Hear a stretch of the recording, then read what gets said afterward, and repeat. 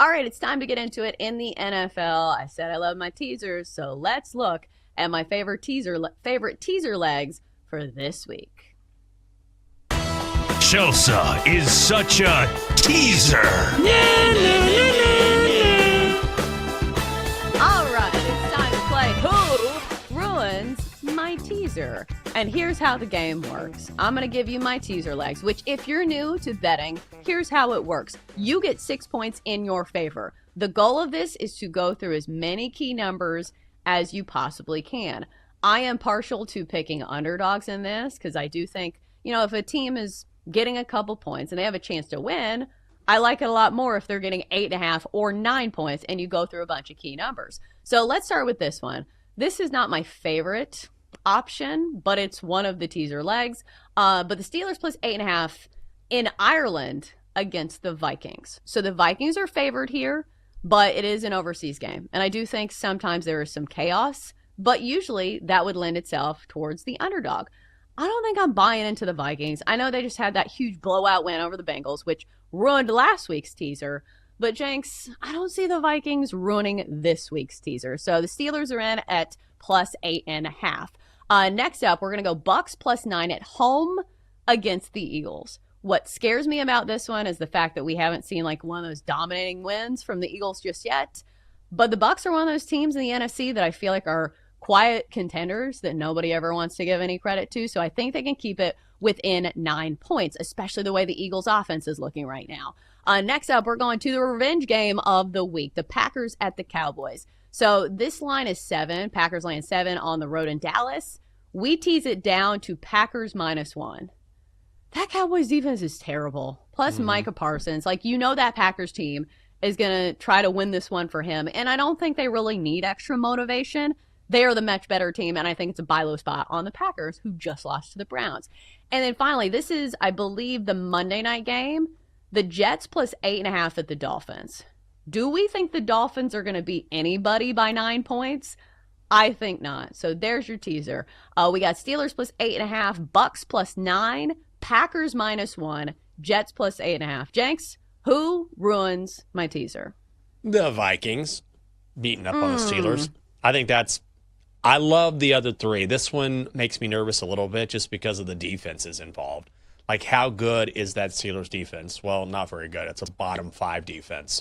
And then you look at the Vikings defense, you're talking about number 6 overall in total defense, so a top 10 defense. And so if you get that Viking defense balling out like it did last week, and Carson Wentz looked, pretty good. I know the Bengals are not great, but I think he can take advantage potentially of the Pittsburgh defense, which has not been great for most of the season, and maybe cover this number. That would be the only one I would raise an eyebrow at.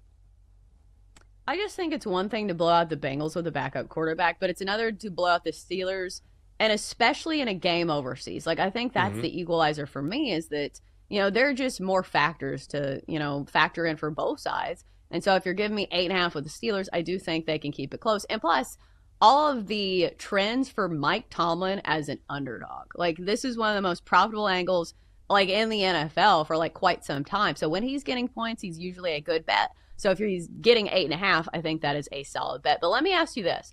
I had some close calls for teams that could have made this. So you tell me if I take the Steelers out and maybe put another team in. Because the one that I thought about, and this is a tough one, the Chiefs are getting 2.5 points at home against the Ravens. So if you put them in a teaser, they're getting 8.5 points at home against the Ravens. Do we put this one in instead? No, I like the Steelers one instead because I like your Tomlin as an underdog angle. I think I'm a little skittish on the Chiefs because I just don't know. What do I know about the Chiefs? I don't know anything. They lost to good teams. Their defense is good. Their defense is good, but also, they've lost to 2 good teams. They beat the Giants, and the Ravens could come out with their hair on fire this week. Can they slow down a team like the Ravens? I don't know. So that would just give me pause on the Chiefs because I haven't quite figured out who Kansas City is yet. Yeah, but I think on the other side of the coin, I don't trust the Ravens to hold a big lead because, the main thing that stops the Ravens is the Ravens. So yeah, true. I think if this game, I think the best bet in this game is the Ravens maybe in the first half.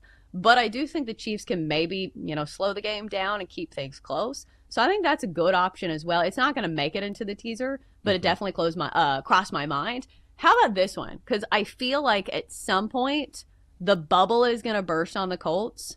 But this week they're getting 3.5 points on the road at the Rams. So in a teaser, they would be getting 9.5 points.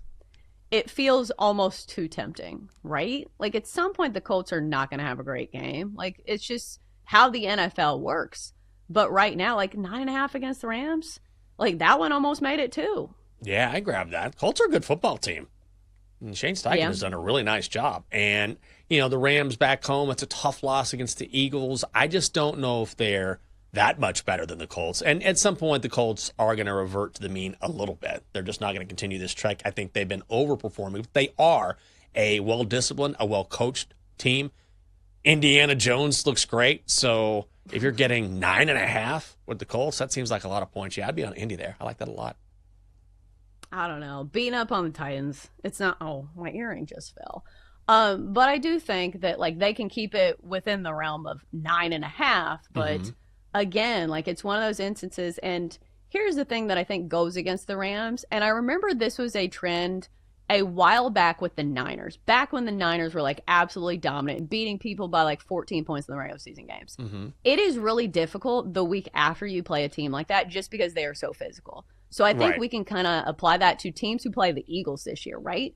Like one of the most physical teams in the league. So the week after the Rams play a team like the Eagles, I think physically that is really tough to recover from.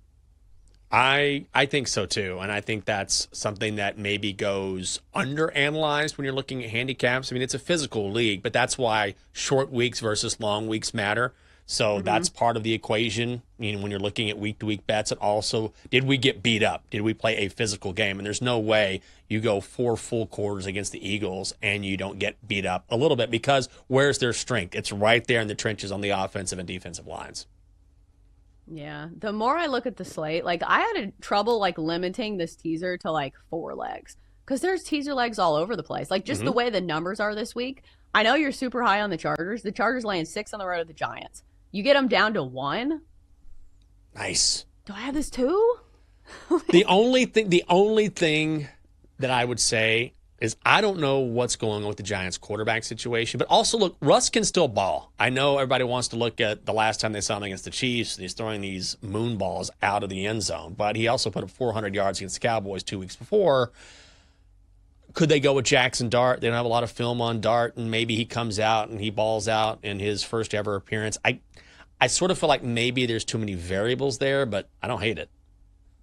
Yeah, I think it would be a really bad matchup if it is Russell Wilson, because the Chargers are really good at limiting the big play. And like that's the one thing that keeps Russ in the game is the moon ball. So I think that would be a tough matchup if it is Russell Wilson. Maybe I'll just play a super teaser and have like 15 legs.